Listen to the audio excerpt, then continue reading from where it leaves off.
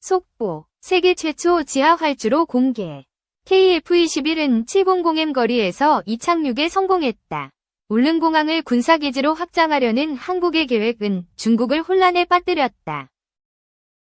한국 공군 최초로 초음속 제트 전투기 F5를 운용한 강원 강릉의 제18 전투비행단 18전비 소속 105 전투비행대대가 기종 전환해 국산 초음속 전투기 KF-21 보람의 창설부대로 운용된다. 16일 공군에 따르면 18전비 소속 105 전투비행대대 전시관에는 이 부대가 최초 운용한 제트기 F5A, B 프리덤 파이터, 개량형인 F5E, F타이거 2에 이어 앞으로 운용하게 될 국산 초음속 전투기 KF-X, KF-21 연구개발 단계 명칭을 운용할 창설부대임을 명시해 놓았다.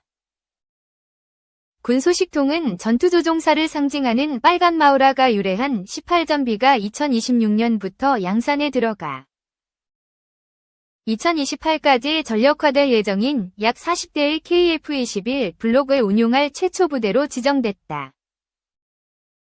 이어 2028-2032년 KF-21 블록 2 사업에 의해 추가로 양산될 약 80대의 보람의 전투기 일부는 경북 예천기지인 제16 전투비행단 16전비에서 운용할 것으로 알려졌다.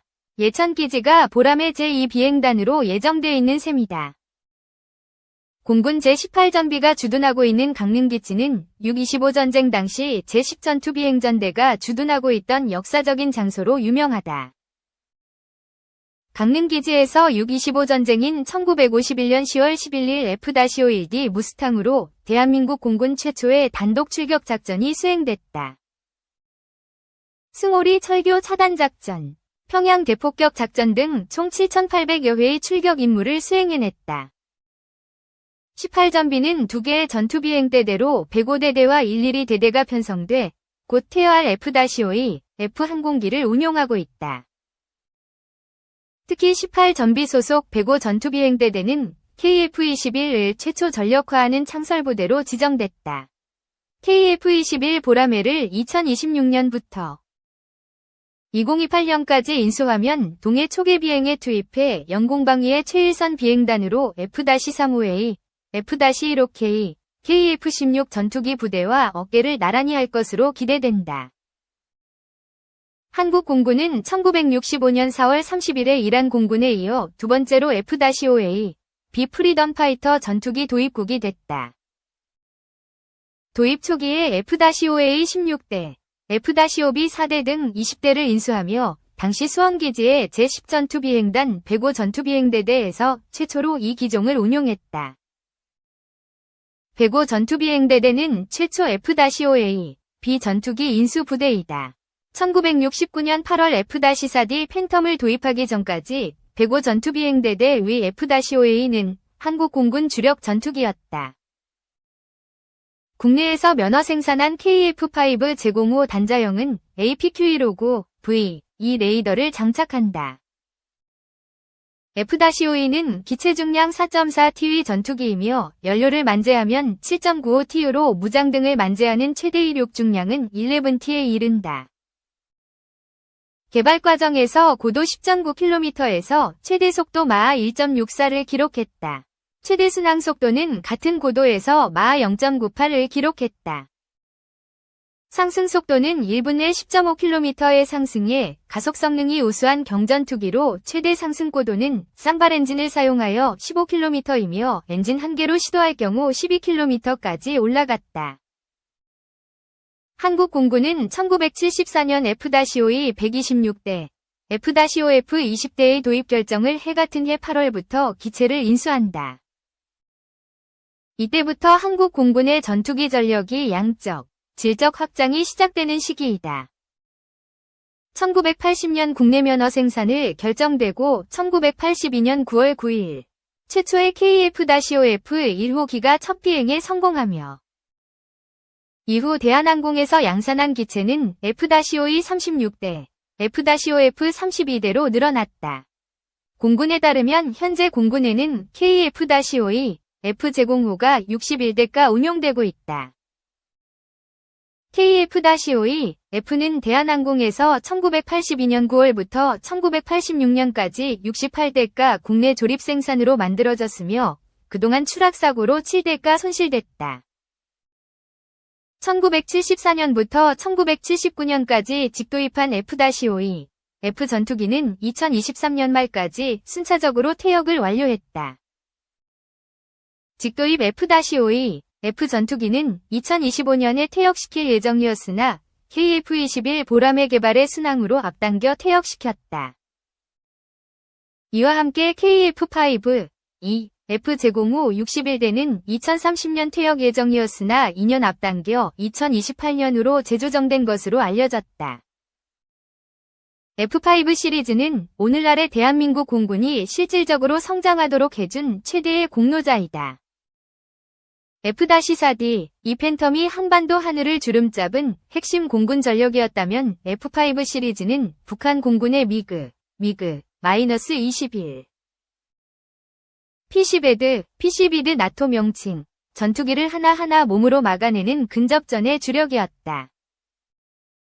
강릉기지는 1945년에 건설돼 1954년 휴전 이후 기지 경비를 위한 강릉기지대만 남아있다가 1957년 제30단 301 관제 경보대대만 주둔하게 된다. 1966년 소련 장거리 정찰기의 연속저간 동해상공 출몰로 공군본부는 동진계획을 수립해 1967년 기지 활주로 보강 공사를 시작으로 1968년 18기지대로 확대하고 1970년 기지전대 1974년부터 전투기가 고정 주둔하는 18 전투비행전대가 창설돼 F-86F 세이버 전투기가 이동 배치된다. 1977년 6월에 제18 전투비행단이 창설된다. 1986년 8월 25일에 F-52, F 전투기를 운용하는 105대 대가 18 전투비행단의 예속 변경돼 오늘에 이른다.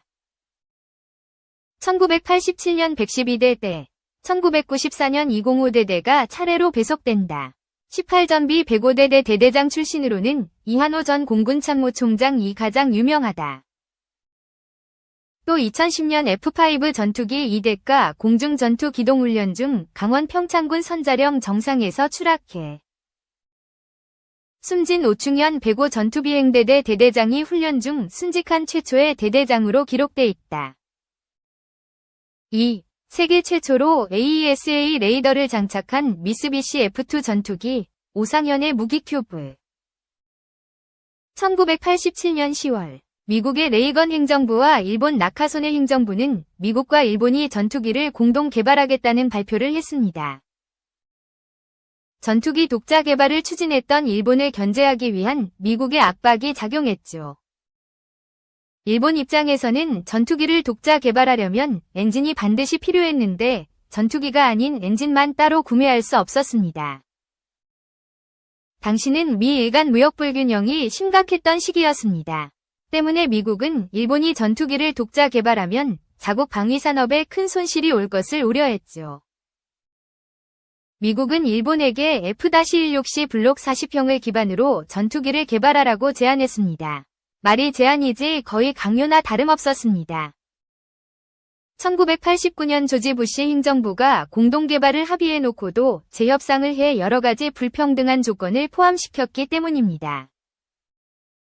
미국은 일본이 전투기를 만들면서 개발하는 모든 기술에 대한 접근 권한을 가질 수 있도록 했고 반면 일본은 당시 미국의 가장 최신 기술인 디지털 비행 제어 기술, 일명 플라이 바이 와이어와 무장 통제 소프트웨어, 소스코드에 접근할 수 없었습니다.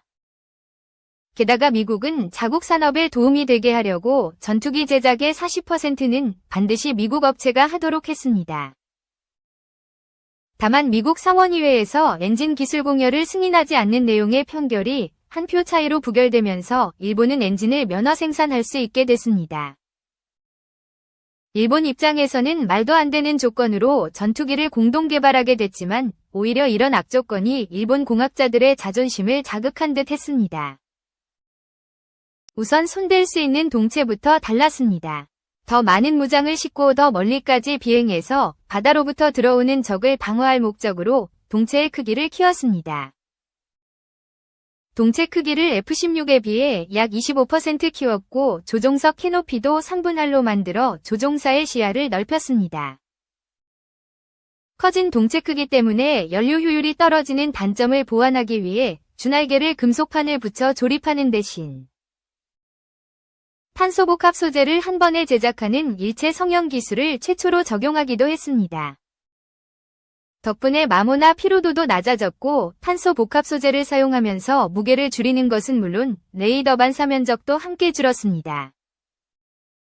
수평 꼬리 날개와 엔진 공기흡 입구도 F-16보다 크게 설계해 기체의 안정성을 높이기도 했죠.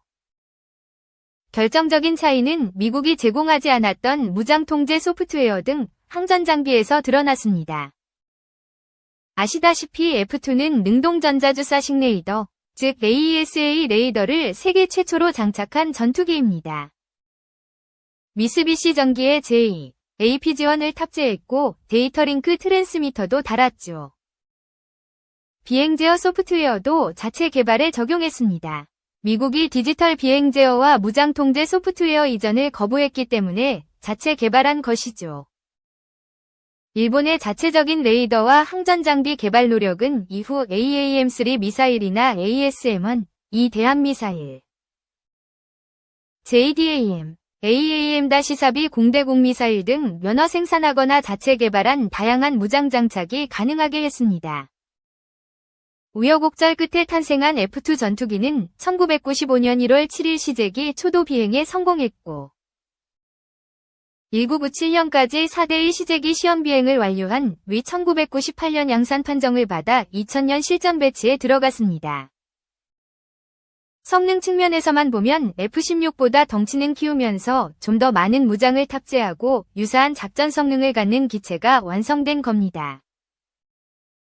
재원을 살펴보면 길이 15.52m, 높이 4.96m, 날개 길이 11.13m, 자체 중량 9,527kg, 최대 이륙 중량 22,100kg으로 최고 속도 마하 2.0, 항속거리 833km, 20mm 기관포와 함께 13개 하드포인트의 공대공, 공대함 미사일 등을 탑재할 수 있습니다.